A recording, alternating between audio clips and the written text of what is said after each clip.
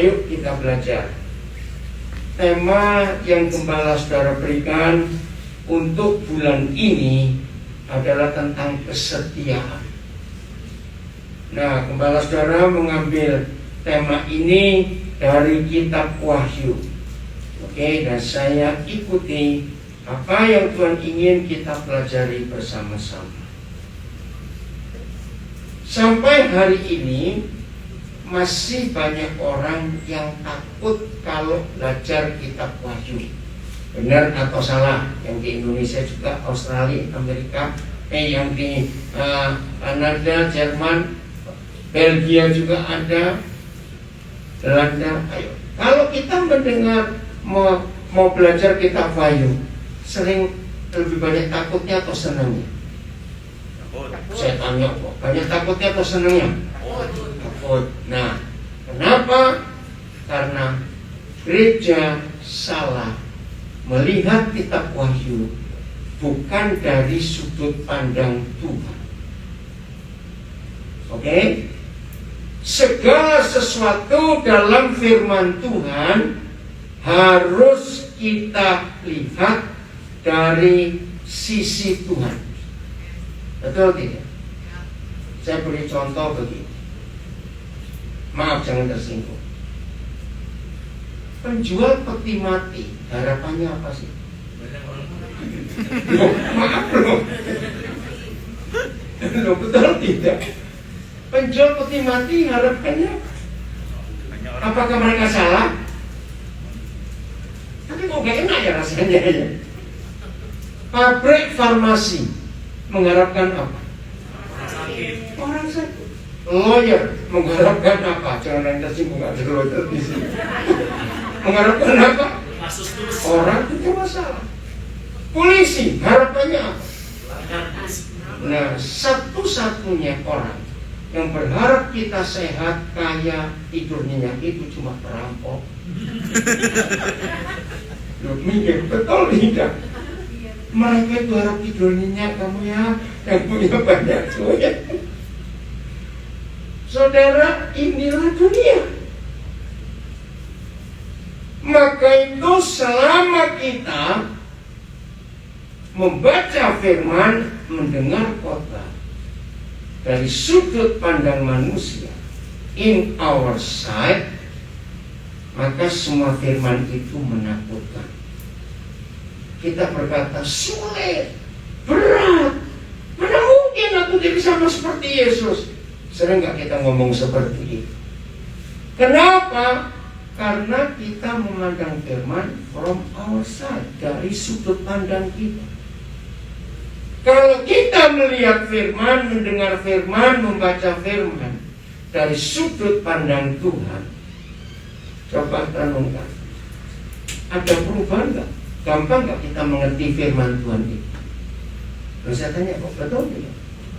Nah, berarti kalau sampai hari ini, tidak tahu saudara sudah berapa puluh tahun jadi Kristen, tapi masih beranggapan, aduh aku kok gak bisa ya, kok sulit ya firman Tuhan itu, kenapa begitu? Berarti orang itu melihat, membaca firman dari sudut pandang diri. Seperti itu kitab Wahyu. Apalagi kalau gereja sering khotbah tentang kuda hitam, kuda merah, kuda hijau kuning, menakutkan. Ada 66, betul? Ada the beast comes out from the sea. Ya, ada makhluk itu yang keluar dari laut. Wah, semuanya menakutkan. Maka itu anak-anak muda kalau diajak ke gereja, ayo ikutan banyak kitab Wahyu. 90% anak muda pasti nggak mau datang. Tahu penyebabnya? Karena belum kawin. Betul tidak? Jadi apa itu menakutkan? Aku belum menikah. Tapi hari ini kita akan membaca, mempelajari kitab Wahyu dari sudut pandang Bapa di surga. Maka saudara akan ketemu sebuah fakta yang upside down, kebalik sama sekali. 22 pasal kitab Wahyu, maka the greatest verse chapter itu adalah pasal 19. Coba lihat ayat 6 Wahyu 19. Ini pasal terbesar, dan inilah final dari seluruh rencana Tuhan atas hidup dunia. Nah, ada orang yang punya konsep, kalau kamu diberi buku dan kamu tertarik, tapi bukunya tebal sekali, nah ini konsep tidak semua orang mengikuti. Gak usah panik, gak usah ketakutan. Baca the last chapter, kamu tahu isinya itu. Oke, ngamen. Nah, kalau saudara ingin tahu final dari seluruh rencana Bapa kita, itu ada di kitab Wahyu. Dan ini finalnya. Ayat 6, Wahyu 19 ayat 6. Di layar ada. Nah, saya mau lihat judulnya. Ini finalnya kitab Wahyu. Jangan takut. Mana? Belum? 19 ayat 6. Kita lihat the title. Ya, lihat judulnya. Wah, itu luar biasa. Oh, ada buat judulnya enggak? Oh, enggak ada. Coba lihat Alkitab bahasa Indonesia, bahasa Inggris. Saya ingin tahu judulnya. Cepat lihat judulnya apa di Alkitab saudara? Hari. Oke, bahasa Indonesia dulu. Apa judulnya? Perjamuan kawin anak domba. Inggrisnya? The marriage supper of the Lamb. Saudara, ini pasal terbesar yang di rumah ngikuti. Tahu nggak istilah orang Indonesia Tuhan mantu? Oh, nggak aman Tuhan mantu. Oke, Presiden Joko Widodo masih punya anak satu loh yang belum menikah. Oke, nah Tuhan mantu. Ini pesta kawin, perjamuan kawin anak domba. Semua kita pasti tahu. Pengantinnya siapa? Laki, pengantin laki. The bride. Siapa the bride? The bridegroom. Kebalik dong. Nah, the bride-nya the church. Betul? Mempelai perempuannya kita. The bridegroom Yesus. Nah, kalau kita Wahyu dilihat dari pasal ini, senang nggak? Loh, saya tanya, senang tidak? Wow, luar biasa. Nah, saudara, the greatest verse in the whole Bible, ayat terbesar di seluruh Alkitab, itu ada di ayat 16 Wahyu 19. Coba kita baca. Oke, ayat 6 dulu, ayat 6.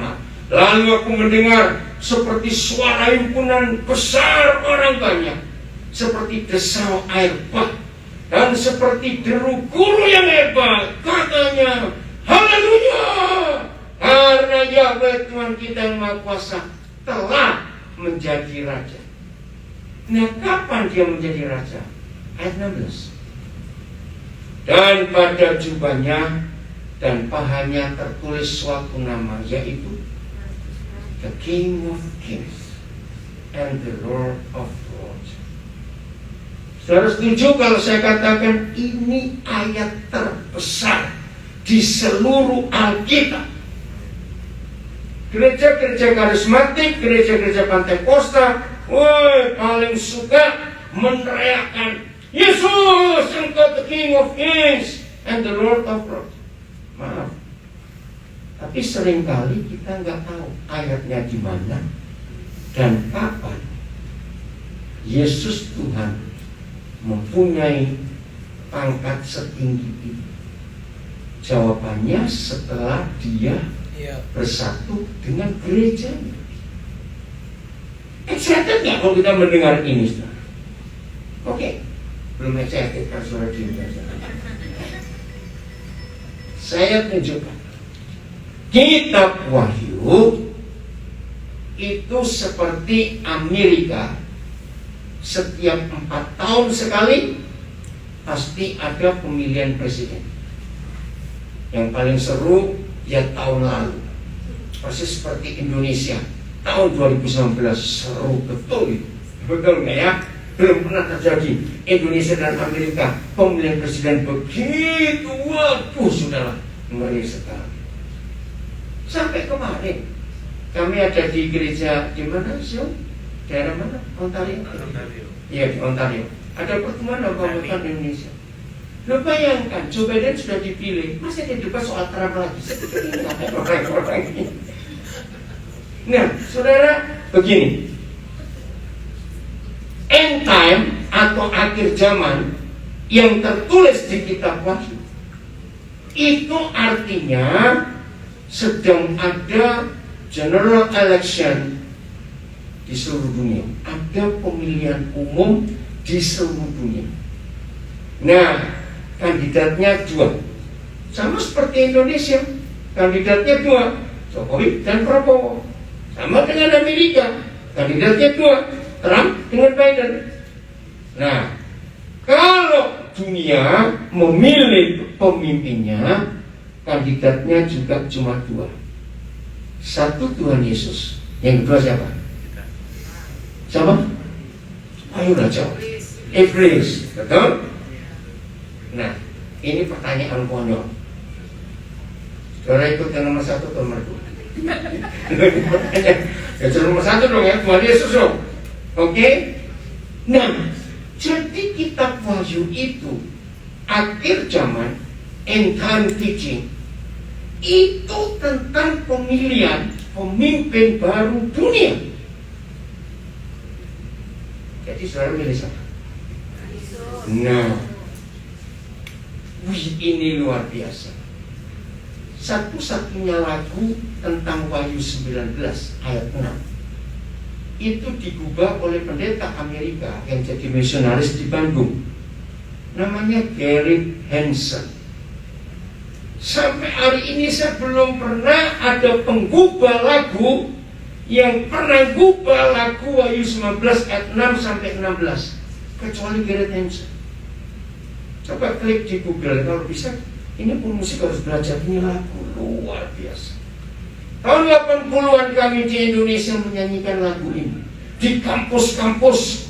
Mahasiswa Kristen menyanyikan lagunya Gary Hansen. Dia masih ada sampai hari ini, ada di Amerika. Masa nggak tahu tinggal di mana? Gary, double R ya. Ada ketemu di situ, bisa dicari Gary Hansen ya. Lagu ini luar biasa. Ada yang sudah ketemu belum? Saya lupa judul bahasa Inggrisnya. Marriage of the Lamb. Terima kasih, Pastor Sunoko. Oh, you know him? Yeah, he was from Seattle. Oh, from Seattle. And then he learned Indonesian by reading the dictionary every day. Wow, every day. Wow, good. Ya, And now he's back in Seattle. Oke. Dia jemaatnya masih ada sampai hari ini di Bandung. Luar biasa. The Marriage of the Lamb. Nanti ya kita coba cari. Wih, lagunya sukacita, lagu yang meriah sekali. Oke. Wahyu 11 ayat 15. Ini bukti bahwa Tuhan Yesus harus menang dan pasti menang. Ya, amin. Terus sudah makan atau belum sih? Oh belum, oh pantas. Makanya di Indonesia ya. Di sini jemaatnya lucu-lucu. Kelihatannya awet muda. Itu namanya Becky. Oke. Udah? Baca sama-sama.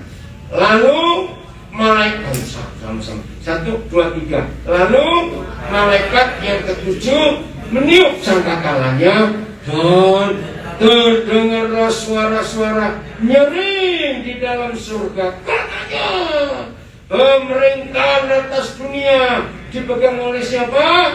Tuhan kita. Siapa itu? Yesus. Dan dia yang diurapinya siapa itu? Nah, pintar juga, luar biasa. Dan dia yang diurapinya bukan Yesus. Yesus ada di bagian pertama oleh Tuhan kita. Dan dia yang diurapinya itulah gereja. Katakan amin. Aduh, lama sekali udah. Dan, nah ini, dari plural Tuhan kita dan yang diurapinya menjadi singular. Dan ia Siapa ia di situ? Yesus dan kita. Akan apa? Memerintah sebagai camat. Harus bilang begitu. Sebagai apa? Raja. Untuk kapan? Ini akhir zaman. Jadi seharusnya gereja mengkhotbahkan kitab Wahyu dari sudut pandang Tuhan. Jangan dari sudut pandang ketakutan kita tentang aniaya, tentang 66, tentang penyiksaan. Jangan ngomong itu. Sama seperti Amerika. Waktu pemilihan presiden ini belum pernah Capitol Hill diserbu orang seperti itu. Ngeri juga saya lihat pembeli Capitol Hill. Itu lihat. Siapapun yang menjadi presiden, menjadi raja, menjadi prime minister di negara mana saja, tidak akan bisa damai dunia ini. Betul atau salah kalimat? Dunia hanya bisa damai kalau the Prince of Peace, seperti Wahyu 11 ayat 15, memerintah dunia. Jadi dunia sedang pemilu. Jadi kita ikut sibuk yang mana? Awas sibuk yang nomor 2 ya. Biarin yang nomor 2 juga sedang campaign, sedang kampanye, biar mencari kita. Nah saudara, hanya ada satu syarat untuk menjadi mempelai Yesus. Syaratnya faithful, setia. Saya lihat banyak orang-orang tua di sini yang masih bisa bahasa Belanda. Di antara semua bahasa di dunia, bahasa Belanda saya paling kaku tentang kata menikah. Coba yang tua-tua, apa bahasa Belanda menikah masih ingat? Ayo saya tanya. Yakin tahu bahasa Belanda menikah? Belum tahu. Masa? Bapak Ibu yang tua-tua dulu nggak ingat? Trau, T-R-O-U-W, trau. Nah dalam bahasa Indonesia trau itu artinya setia. Jadi orang Belanda dengan bahasanya sendiri seharusnya tidak boleh cerai. Sebab kalau orang Belanda mau menikah, ik ben getrouwd met u. Aku ini sudah setia kepada kamu. Trau. Jadi orang Belanda nggak boleh cerai karena menikah itu artinya setia. Satu-satunya buku di dunia, siapkan Maleakhi 2 ayat 16. Satu-satunya buku di dunia, satu-satunya yang punya statement I hate divorce, itu cuma Alkitab. Silakan buka Maleakhi 2 ayat 16. Boleh bahasa Inggrisnya juga. Saudara, ini luar biasa. Maka itu kalau gembala memberi tema bulan ini soal kesetiaan dari kitab Wahyu, saya setuju. Maleakhi 2 ayat 16. Sebab baca, aku membenci perceraian, firman Yahweh Tuhan. Atau bahasa Inggrisnya, I hate divorce. Satu-satunya buku di dunia yang menulis, gak ada buku mana, hanya Alkitab. Berarti satu-satunya Tuhan di dunia ini yang statementnya aku benci perceraian, cuma Papa kita di surga. Maka ini luar biasa. Kenapa dia benci perceraian? Ya karena kesetiaan itu mutlak. Yang belum tahu supaya tahu, cari di Google juga. Mengapa peace, perdamaian, lambangnya burung apa? Yang bilang burung beda, awas. Burung apa? Lambangnya peace. merpati. Kenapa dilambangkan merpati? Karena semua biologis tahu merpati ini burung yang setia, seperti lovebird. Pernah dengar tahu ya lovebird? Setia. Begitu pula Roh Kudus digambarkan dengan merpati karena kudus. Dunia aja mengakui. Maka itu saudara, ayo sambil menanti selesainya pemilihan umum dunia ini, satu persiapan gereja faithful, setia kepada Tuhan, setia, nggak ada yang lain lagi. Wah, kalau pemerintahan atas dunia dipegang oleh Tuhan kita dan oleh Dia yang diurapinya, yaitu gereja, maka raja segala raja, Tuhan segala Tuhan akan memerintah. Nah, Yesaya sudah menubuatkan. Nanti kita lihat 2 ayat lagi dalam kitab Wahyu untuk meyakinkan saudara, ya, bahwa Tuhan akan memerintah bersama kita. Wahyu 3 ayat 21. Wahyu 3 ayat 21. Kita lihat ayat. Wahyu 3 ayat 21. Barang siapa menang, ya, ia akan diapakan oleh Tuhan Yesus. Kududukan, baca terus, bersama-sama dengan aku di atas tahtaku. Ini pertanyaan anak kecil. Apa bedanya duduk di kursi dan duduk di tahta? Kan sama-sama duduknya. Nanti nggak pertanyaan ini? Bedanya apa? Apalagi orang Jawa bilang duduk di dingklik, lain lagi. Lah yang nggak Jawa kok sangat ya itu. Ayo cepat jawab. Apa bedanya duduk di kursi dan di tahta? Power, authority. Gereja yang menang, sebelum menang harus ada apa? Maaf, rapture itu nggak ada di Alkitab. Rapture itu mengungsi tahu, refugees. Di semua negara dunia ada hukum internasional. Kalau negara sedang perang, yang diungsikan siapa paling duluan? Anak-anak, wanita. Itu yang diungsikan. Nah, pertanyaannya, kalau negara itu menang perang, yang memerintah yang perang atau yang mengungsi? Jawab, yang perang atau yang mengungsi? Yang ikut perang. Yang mengungsi, jangan ikut-ikut. Merentang, kamu lari kok. Nah, itu yang rapture. Maka itu saya nggak percaya rapture. Saudara, tahu nggak lagu gereja di Amerika? Saya lupa Inggrisnya. Indonesia gini, ku mau di sana waktu Tuhan datang. Ku mau di sana perang dimenangkan. Itu Inggrisnya apa ya? Saya lupa. Nggak tahu juga. Apalagi saya, orang dari saya tahu bahasa Inggrisnya lagu itu lagu saya suka. Lagu itu diubah oleh seorang yang nggak percaya rapture.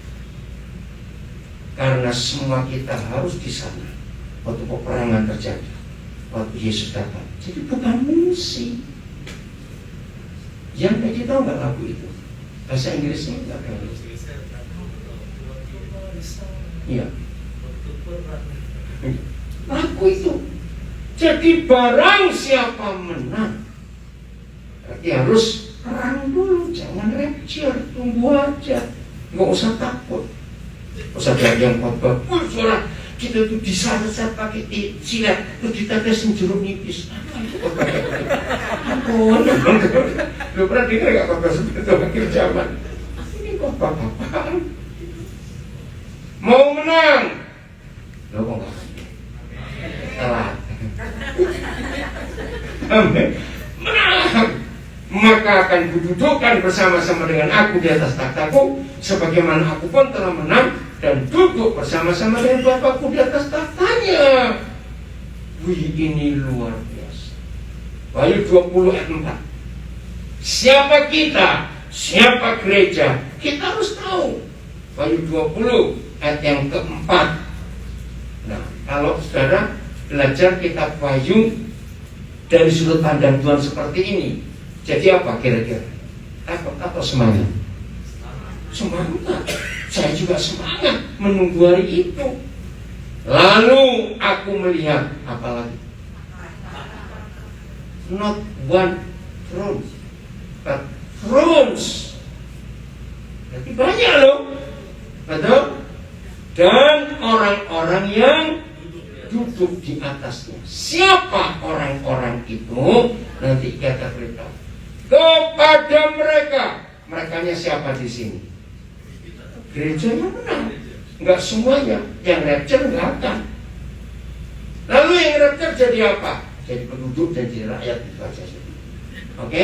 Sama aja selamat gitu ya. Loh kok iya kenapa? Kepada mereka diserahkan kuasa untuk menghakimi.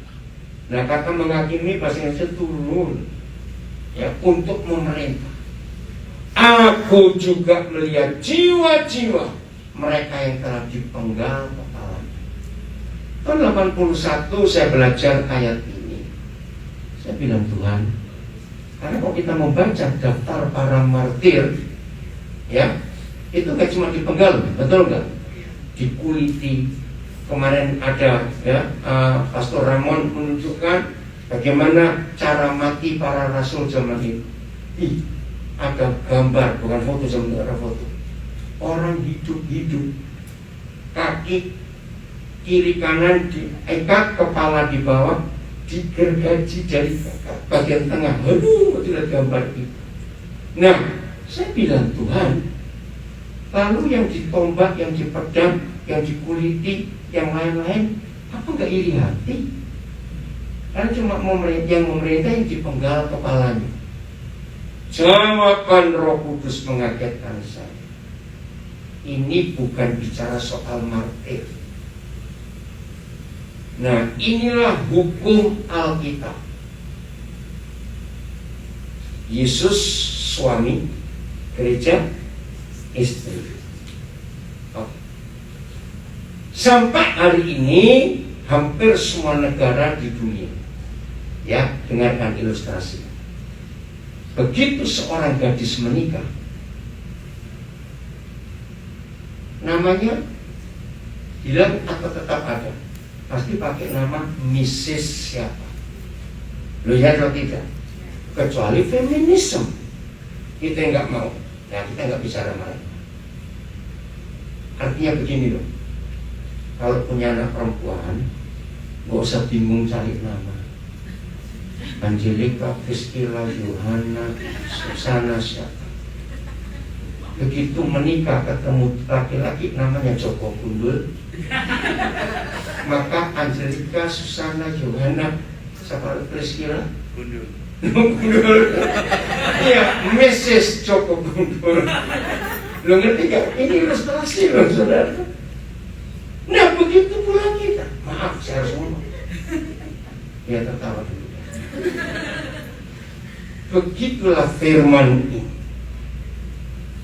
Salah satu penyebab terbesar tubuh Kristus tidak bersatu sampai hari ini. Tolong catat.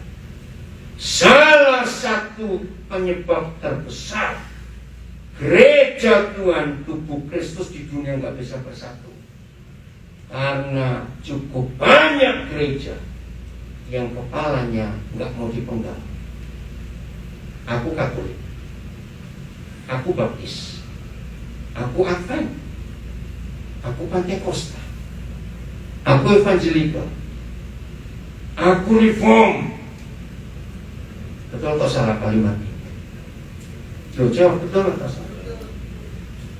Maka gereja yang tidak mau pakai nama suaminya nggak akan memerintah bersama dengan. Saya beri ilustrasi.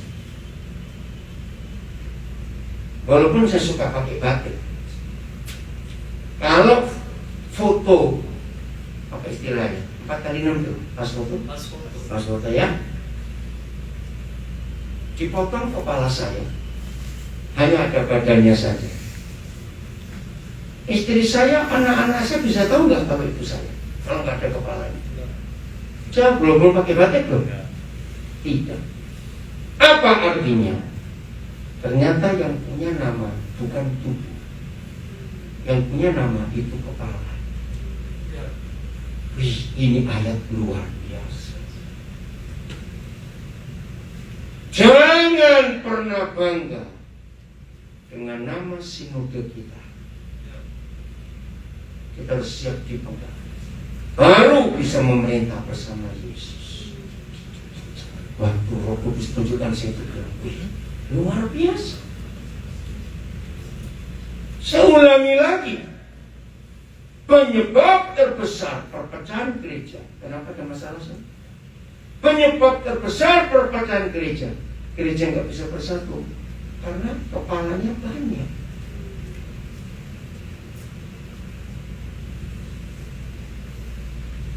Maka itu maaf, saya pakai ilustrasi ibu gembala, jangan marah ya. Udah rusak ngantuk. Yang belum tahu supaya tahu ini rahasia masalah. Maka ini dulu namanya, saya beri nama trio Pepe. Jadi Pepe, Yoga, satunya Juli. Pokoknya sorry ya Pak Sunoko, ini cerita zaman dulu. Kalau itu Pak Sunoko belum pacaran sama aku bentar. Pokoknya sekarang kalau ada 3 nih, ributnya luar biasa. Nah, maka itu saya beli nama trio Pepe. Cuma saya sudah lama gak ketemu Juli. Nah, tapi saya heran loh Yoga, setelah kamu menikah dengan Sunoko kamu jadi halus. Tapi ini kok gak berubah yang satu. Nah itu, maaf ya, yang di Indonesia, Belanda, Jerman, Belgia, Kanada nggak usah tahu, ini rahasia kami di sini. Ini mereka bertiga, ini salah makan apa? Sorry ya. Nah, jadi Ibu Yoga disebut Mrs. Lim ya, nama Sunoko Lim ya. Betul nggak ilustrasi? Bayangkan, suami masih hidup, tiba-tiba orang nyebut dia Mrs. Go misalnya. Nanti nggak? Nanti dia sedang apa? Nah, selingkuh, berzina. Maaf Yoga, cuma contoh. Seperti itu orang Kristen yang tidak bangga disebut dengan nama suami, tapi bangga dengan nama sinode. Berarti sekarang nggak siap dipenggal kepala. Itu ngeri sekali. Ya, bagaimana? Jangan bangga dengan nama yang lain kecuali dengan nama Yesus. Nah, dalam kitab Wahyu pasal 3, saudara masih ingat, saya dibuka gereja Laodikia. Masih ingat? Itulah satu-satunya ayat dalam Alkitab yang Yesus berkata, aku akan memuntahkan kamu. Betul? Nah, sampai hari ini saya belum pernah ada pendeta khotbah ayat itu, kecuali seorang pemimpin paduan suara di Surabaya. Dia juga pengkhotbah, dia juga hamba Tuhan penginjil. Namanya Ibu Els Rehata. Dia sudah meninggal berapa tahun yang lalu. Nah, hampir 10 tahun saya ikut paduan suaranya Ibu Els Rehata. Tahun 70-an itu di Surabaya, sekarang paduan suara dipimpin oleh Ibu Els Rehata ini paling terkenal. Acara-acara apa saja paduan suara. Zaman itu choir masih berlaku di banyak gereja. Nah, saya tenor suara kita. Suatu hari kami lagi persiapan KKR besar. Waktu itu Johan Masbach dari penginjil Belanda datang ke Indonesia. Tiba-tiba Ibu Els Rehata mengkhotbahkan Wahyu 3 itu dimuntahkan. Wih, saya takut sejak hari. Maaf ya. Nah, orang yang muntah itu adalah makanan yang tidak sempat dicerna, didigest. Maka itu kalau kita muntah, maaf, pasti masih kelihatan bentuknya karena belum selesai. Nah, begitulah Tuhan Yesus. Kalau ada di antara kita tidak mau dilumat, dihancurkan di mulut Tuhan Yesus, maka Yesus akan memuntahkan kita. Begini ilustrasinya, maaf. Misalnya nanti siang kita makan bakso, ada mie-nya. Mungkin enggak besok pagi kita bangun baksonya mentol satu cipiki, terus mie-nya kelihatan panjang-panjang di lengan.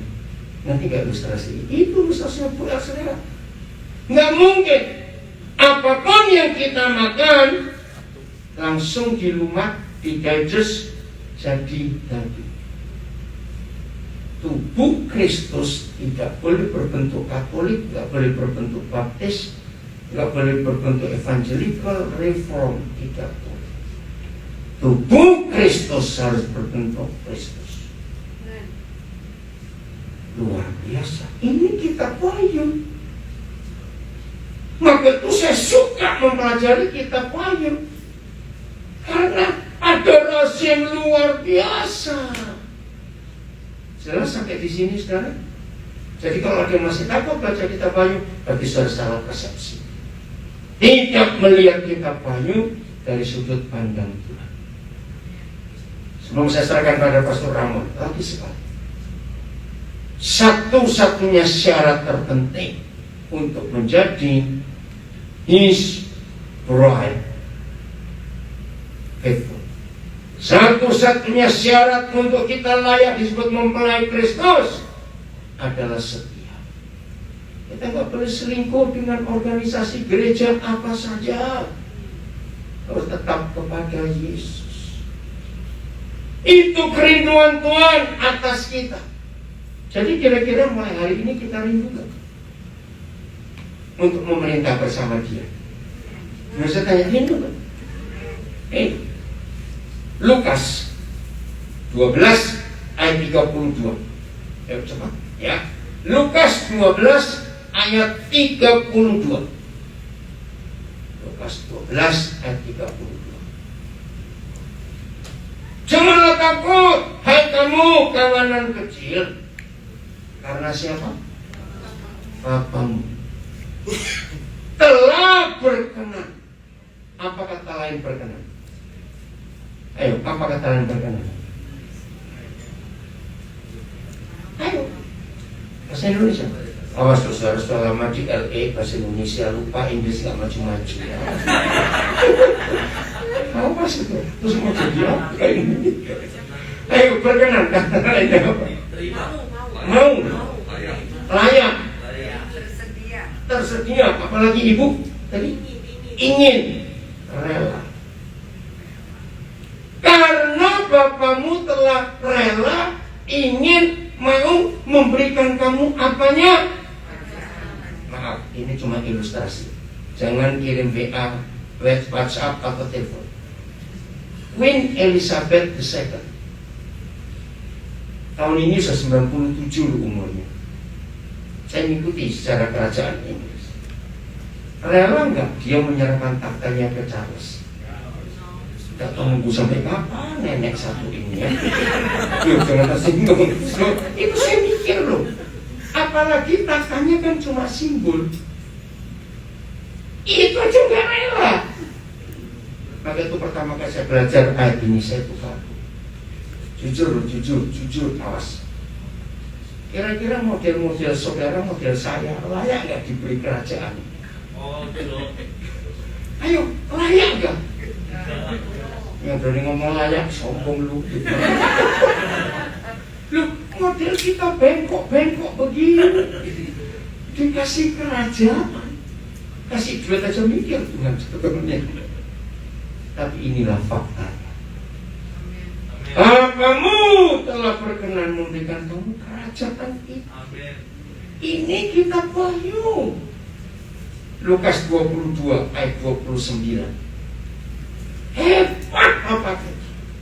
Maka itu kalau kita menjadi His disciples, menjadi muridnya, kalau kita menjadi anak-anak Bapa di surga, lalu Dia menentukan kita menjadi mempelainya. Ini luar biasa. Dan aku keren, ngapain? menentukan apa? Hak apa? Kerajaan bagi siapa? Bagi kita, bagi saya. Enggak gila ini. Apa kata lain hak kerajaan? Artinya apa kata lain hak kerajaan? Ayo. Kuasa apa? Warisan. Oh, bilang warisan lah. Sejak saya mengerti firman ini, saya itu tiap kali bangun pagi, seberat apa masalah untuk hari ini, saya tetap semangat. Karena saya punya hak kerajaan. Apa kata lain menentukan? Ayo. Dipastiin. Memastikan. Menentukan, ayo. Menetapkan. Apa? Decided. Oke. Coba cari kata yang lain. Justify. Oke. Apa lagi? Menentukan. Luar biasa. Mutlak. Maaf. Secara umum, wajar nggak kalau ada orang Indonesia dapat green card Amerika Serikat? Senang? Wajar nggak? Orang itu excited karena dapat hak untuk tinggal di Amerika.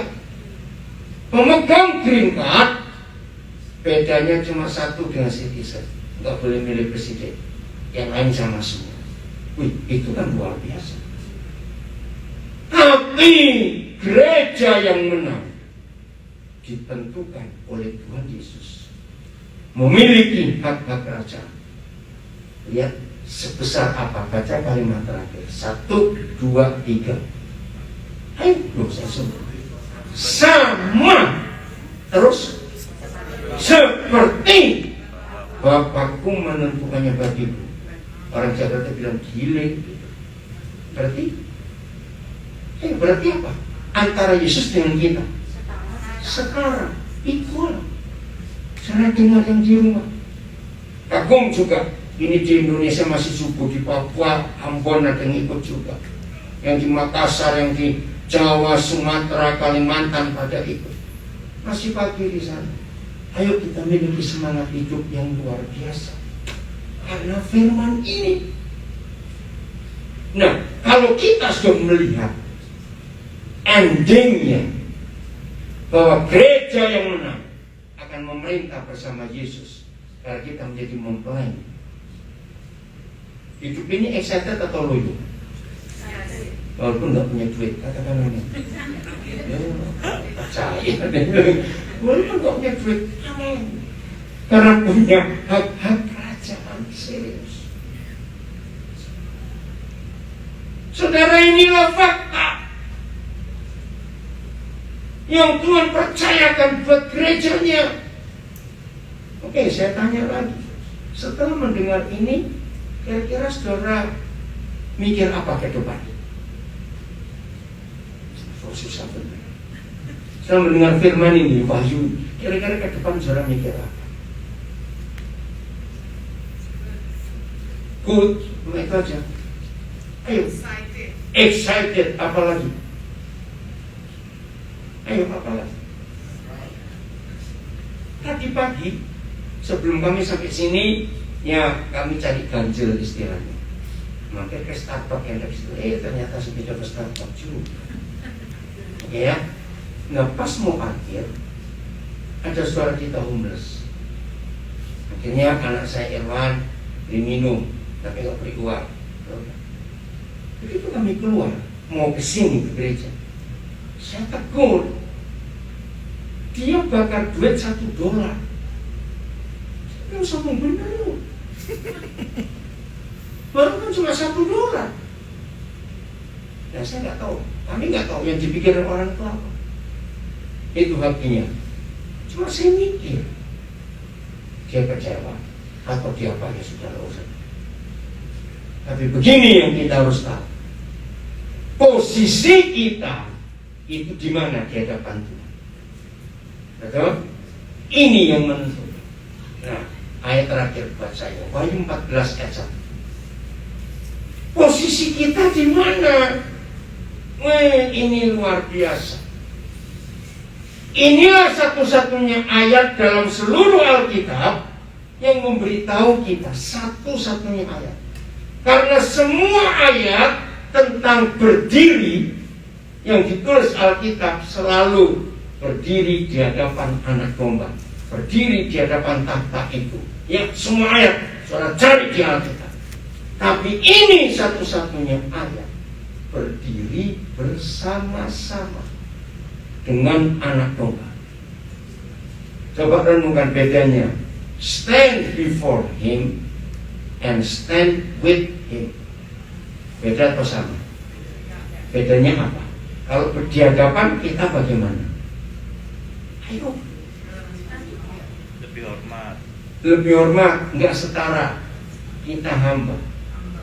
Tapi setelah kita membaca ayat-ayat tadi, lalu kita menemukan, dan aku melihat sesungguhnya anak domba berdiri di bukit Sion dan bersama-sama dengan dia. Itulah saudara dan saya yang menang. Berarti posisi kita bagaimana? Setara, equal, in the same level. Saudara, biarlah iman kita bangkit. Walaupun di masa pandemik yang menakutkan ini, ayo kita bangkit. Karena kalau saya cerita ini saya pengen habis. Bulan Juli yang lalu, belum pernah dalam hidup saya, belum pernah. Tiap hari pasti dengan ada yang meninggal. Teman baik, saudara, kenalan. Dan yang paling berat saudara selama pandemi ini, Tuhan, saya nggak mau lagi. Saya harus memimpin funeral pemakaman 6 anak rohani saya karena COVID. Saya menangis berdoa, Tuhan cukup, jangan ada lagi. Nah, selama pandemi ini, kalau saudara dan saya tahu posisi kita ada di mana, dan kita punya otoritas sehebat apa, bukan berarti kita akan sembarangan dengan COVID juga. Tetap berjaga-jaga, tapi jangan takut dan ketakutan. Betul? Nggak boleh. Berjaga-jaga harus, tapi takut ketakutan. Nah, kita punya otoritas. Jadi sadar posisi kita bersama-sama. Tuhan memberkati kita semuanya. Amin. Kembali.